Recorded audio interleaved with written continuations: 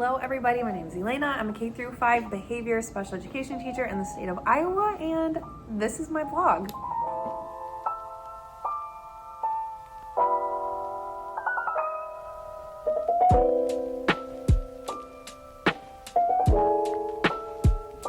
Today's video is not going to be a week in my life. I'm actually going to finally get around to answering some questions that I've gotten on some videos over the last couple of months.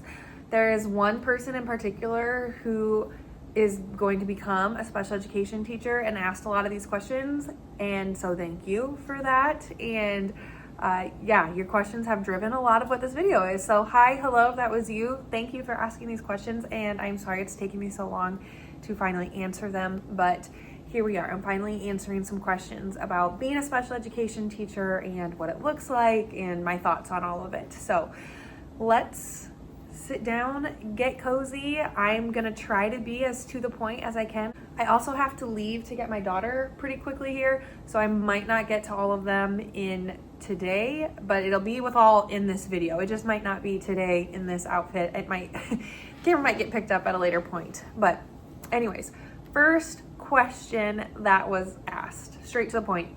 How much do special education teachers get paid? I am not going to tell you my exact salary, but I do work in Iowa, and the governor signed a law last year or the year before for a base salary, minimum salary, like all school districts have to meet for teachers is $50,000. So if you are a teacher in the state of Iowa, you will at least start at $50,000. From there, it depends on what school district you're at. I don't really have a good way to tell you what it'll be, but at least in my district, what do you know? It's Friday at the end of the day, and here I am finishing this video. I just knew it was gonna happen this way, but here we are. I will skip debriefing from the week with you because that was not the point of this video. I was just trying to answer some questions that I've been asked through social media over the past, well, stemming from questions that were asked to me 2 months ago. Okay.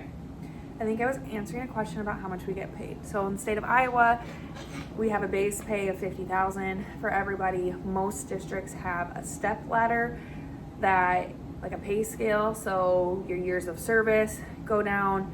Usually it's like $1,000-ish an increase every year, but then there's lanes going across for your education. So usually the steps are, good morning, goodness, third time's a charm, maybe. Happy Saturday. I am here in my pajamas at home.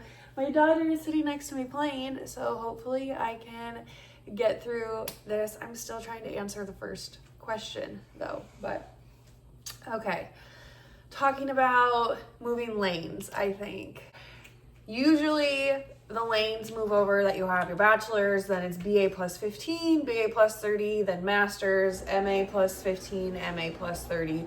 There may be some districts that give you more than that, but I think MA plus 30 is pretty much where it maxes out. So like if you have 2 masters, you probably have the MA plus 30 then, because it requires 36 credits to have a master's. So yeah, if you're getting anything past that, if you've got a doctorate's degree, it still would just be the MA plus 30, but you're probably using that towards like a superintendent's license or something, which would then put you in a totally different category for what your contract looks like. So in Iowa, that's what it looks like. You get more for moving over in the lanes for your education. There may be some districts who don't do it that way, but at least the bigger districts in Iowa that I have worked at and around the metro area, that's generally how it works. Okay, the next question was about what made me choose to be a special education teacher. I actually have an entire video about why I left the gen ed classroom and moved over to being a special education teacher. In short, I just found myself really drawn to, hi honey. I just really found myself drawn, oh honey.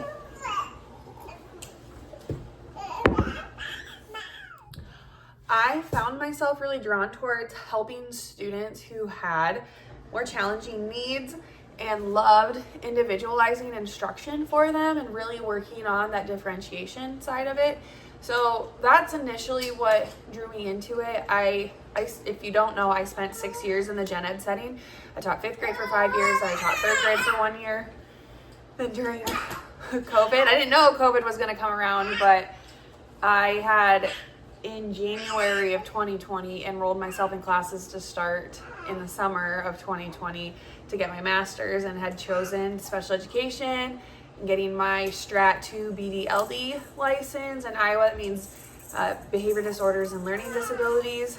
And yeah, it's a more like the Strat 2 is just a more individualized, special, like more intense needs licensing. So yeah, that led me towards the position I'm in now, and I've been teaching in a behavior disorder classroom for the last 2 years. So the students I have do have more intense needs than just your general like behavior goal on an IEP for a student who's maybe non-compliant and maybe has some verbal or physical disruption type. Oh yeah, Yuki's talking. Type behaviors. The students I work with do have a lot of physical aggression, elopement, self-injurious behaviors. So yeah, that's really kind of what I specialize in within the smaller roster that I have. Sorry, my daughter is not having it. All right, we've migrated to her bedroom, but the next question was about pros and cons. Sorry, she is playing the keyboard. Okay, maybe I should just wait till she's done. I am so sorry. This is so chaotic. Okay, pros and cons. Pros. I love working with the students that I work with. I love watching them make growth. It is so rewarding to see them change their behavior and learn new skills and just make incredible growth. And then especially, I work with behavior as the focus, but my kids have academic goals too. And a lot of the times, once we can get behavior out of the way, then the academics come a lot easier. We've just got gaps created from missed instruction. And don't get me wrong, sometimes there are learning disabilities with that too, but it's just so rewarding to see them make so much growth. Hi, sweetheart. Cons are that it can be incredibly draining. I am exhausted at the end of every workday. It tries your patience and it forces you to build a lot of patience if you didn't already have some. But if you do think you have a lot of patience, this will challenge it and increase your stamina for patience, your tolerance for patience, I guess. It can be just really trying to have the same intense behaviors day after day and feel like you're spinning your wheels, feeling like you're doing everything you can, but maybe there's a home situation that needs to get figured out, and there's just a lot of things that I don't have control over that are factors into their progress and what their behavior might look like during the day. So you can try really hard to create as much safety, routine, and consistency for them as you possibly can. And at the end of the day, you can still feel like it wasn't enough, and sometimes it's not because there are other factors going on that play into it. So that can be really hard and really frustrating, especially when we get, as teachers, so judged and have so much value placed on testing scores and progress. And then when you feel like the lack of progress doesn't have anything to do with things that you have control over, that can be really frustrating. And yeah, and the physical behavior side of it, I come home with bruises and scratches and concussions, and it can be a lot. And especially if you've got a family at home that you're trying to take care of too and be your best for them, trying to put that aside and come home and I haven't seen my daughter all day. I'm gonna try to sit in front of her right now. And then my daughter and my son, and then try to be the best mom that I can for them. That's really hard. Okay. She's in another corner of the room now, so now I gotta go again. Okay, she's right behind me, and I'm gonna again try to just keep her camera off, or her face off the camera. There's a question about if I think teachers are overworked and underpaid. I think sometimes. General, I think that can be true because teachers care a lot, and so we are trying to be the best that we can be. But it doesn't necessarily have to be true, because you could just come punch the clock and work your contract hours. I know teachers that do that. I mean, I work my contract hours and then I put in time past that. Turns out she just needed a nap, so I'm going to hold her here and contact nap while I finish these questions, and that's just going to be our best bet at me actually getting through this. So the next question was about tips for becoming a special education teacher. I think my biggest tip is to just, if you're not one already, find ways that you can spend time and volunteer in a special education class. If you are in a teacher prep program somewhere, you're probably doing practicum hours already, and so that's a great start. But if you're not, or you're just interested, just find a way to volunteer and get in there and spend time in there and really truly understand what it looks like and what you are working towards. I would hate for you to go through all your certification and then actually get there and realize this is not what I want to do. So yeah, just get in there and spend time with them. It has to be something you're really passionate about. If you're just kind of lukewarm about it, don't do it. You need to be passionate about it, because I think teaching in general, you're not going to last. If you're not passionate about it, it's not worth it. There's so many challenges that come with working in education, especially the way things, even in my 10 years in education, the behaviors that I see now, the things that kids are coming to school with daily that the school is just expected to deal with and fix, because we serve every student. And it's not kids' faults that, like, adults need to be held responsible for it. But at the end of the day, the public school system doesn't get to turn kids away. So they come to us, and it's our job to figure out how we're going to serve them. And if you're not passionate about doing that and really getting in the nitty gritty and loving kids, no matter what condition they come to us in, don't do it. If your heart's not in it, you do not get paid enough to do this work. So just make sure it's something that you are passionate about and you love and you want to do and you want to help kids, because otherwise you're not going to be happy doing it.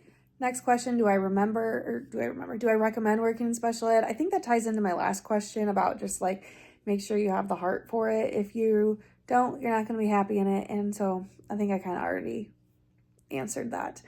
The next question was about like needing your teaching license or your bachelor's, or what do you need to do it? You need both. So you will go to school and you'll get your bachelor's degree in education. It can be in elementary education, it can be in special education. The route I went is that I had my bachelor's in elementary education and I went back and got my master's in special education. Some people start out already with their degree in special education or get it as an endorsement along with elementary education. So there's a couple different routes you can take. It just depends on initially when you go through your undergraduate courses, what you choose to be your main focus. And some people, like I said, will do LED as their focus and then choose special ed as an endorsement so that they have both certifications, or you can just do special ed as your only certification. Doesn't matter. I went back and added it on later and did it as master's courses. And then I additionally got my Strat 2 licensing. So my Strat 2 licensing is different than just a special education degree. I had to have 46 credits for my certification to have the Strat 2 licensing, and to get just a master's is 36 credits. And if I had done it as my undergrad, it would have been less, but it's still like my certification for special ed is separate from my teaching degree and even just my normal teaching license. Like my Strat 2 license is an additional license that I have on top of my teaching license. So you get all kinds of endorsements. There's reading endorsements, there's math endorsements, there's STEM endorsements, there's science, social studies, like so many different endorsements that you can get. So that'll all just be on your licensing depending on the different certifications that you have. But you also are going to have to pass some sort of test as well to apply for your teaching license. So the state is going to require you to have your degree from your college, and then you're going to have to pass whatever test it is. In Iowa, we had to pass praxis tests. I know that's not the same across the country, though. There are other certification tests that you have to pass, but in short, you need your degree from your teacher prep program. You need to pass whatever certification tests that your state tells you you need to have, and then you apply for a teaching license from your state. And then from there, once you have your teaching license, there's all kinds of endorsements that you can add, but those endorsements come with the schoolwork. Like, you have to provide the documentation and the transcripts for taking and passing these courses to add on the different certifications onto your license. Next question, are writing IEPs a lot of work? Short answer, yes. Yes, they are. They're very long documents, especially if you're working with students who have behavior plans and a lot of accommodations. Yeah, it is. If you're working with a student who just has academic goals, that would be shorter than having a behavior plan and accommodations in place. But yeah, they are a lot of work. They are individualized to the student. They are a working document, and it's a working document as in, at least in Iowa, you have to start it over every time. Not to say you can't like reuse some of the information, because certainly from first to second grade, we didn't gain an entirely new personality and have completely different interests, but it's not just like a Google Doc that you can open and go in and edit and being like, oh, we're not into Paw Patrol anymore, and now we're watching these shows on TV and these are our interests now. Like, it's a brand new document every single time that you will go in and fill out. And yes, some of the information will carry over, but you have to completely write it new every single year that it's due. You can go in and amend through the year, but when you're writing the new yearly IEP, it is brand new. And you're taking in brand new information. You're taking in the progress from the years before. You're writing a new present levels of functioning PLAF statement or CAF statement, depending on what your IEP is set up like. So yeah, they're a lot of work. They're time consuming. You get better at it and you develop kind of sentence stems that you use when you're writing goals. For me, for example, I generally started out in 36 instructional weeks, provided X, Y, and Z instruction and implementation of a behavior plan with access to an adult associate. Student will score blank % on this progress monitoring 4 out of 5 times, 4 out of 5 consecutive times, just something like that. You develop sentence stems that you use and can kind of adjust and adapt, curate for whatever student, whatever goal you're working on. So I will say it gets easier, but yes, they're time consuming. It takes a lot of information. It takes a lot of input from different people that the child is working with, including any other providers, their gen ed teacher, their parents, anyone who works with the kid. You're taking in information from them, from what they see, what their progress is, whatever strengths and skills they have, and whatever goals the next area you want to focus on is. So yes, they are a lot of work. Lastly, do I work on BIPs also? Yes, I do. In some states, the special education teacher is fully responsible for writing the entire behavior intervention plan. In other states, such as in Iowa, we work with our AEA consultants. So it's just the agency that we work with for like special education consultants, our school psychologists that come in and do a lot of observing and the functional behavior assessments, writing that up for us and determining eligibility for special education services. So we work with them a lot and they help with it a lot, and they will, for us at least in our official Achieve system, type up the initial behavior plan, but certainly I work on it through the year and we make adjustments through the year. If you know anything about the state of education, the state of education in the state of Iowa, our AEAs are diminishing a bit. We are losing a lot of services from them. The funding is going to other places, and I don't want to get into a political talk here, and I'm not even going to share any of my opinions on it, but just factually, we are losing a lot of AEA services. And so a lot of things that AEA used to do for us, they don't anymore and are now becoming responsibilities of the special education teachers or other staff, I guess, that the school could choose to hire to take on these responsibilities, since the AA agencies are not getting paid for this work anymore. The funding is just going elsewhere. So that being said, though, there are some responsibilities and things that AA used to cover that now special education teachers will have to, and being more involved with typing up the BIPs is part of it. But we at least do get to consult with them, and it doesn't fall solely on my shoulders to do it. I do have someone to consult with, and we talk about and go through the strategies that we want to include and the things that would be most helpful to the student. Ultimately, once the initial BIP is made, though, I make changes and adjustments through the year in which we just have to like check in and make sure that what's on the BIP is accurately reflecting what the services look like currently for the student and the accommodations that are happening, and if we've adjusted anything or implemented anything new, we just need to make sure to go and amend and include that as well. Okay, that is all the questions. So if you have any more questions for me, please drop them below. I would love to make a part 2 to this video, follow up on anything that you might be wondering or any new questions that came up over the course of me answering this first set. So thank you to the original user that provided all these questions, and I am just excited that if you made it to the end of this video, give me a sun emoji. We have almost made it to summer. We have 2 full weeks left, and then we come back. We have 2 days with students after Memorial Day, but there's 2 weeks left of school for us. So let me know when is your last day of school, and give me that sun emoji to know you made it all the way to the end. I appreciate you so much for being here. I will see you in the next one. Bye. Can't say I saw you around when I started. I'm a hometown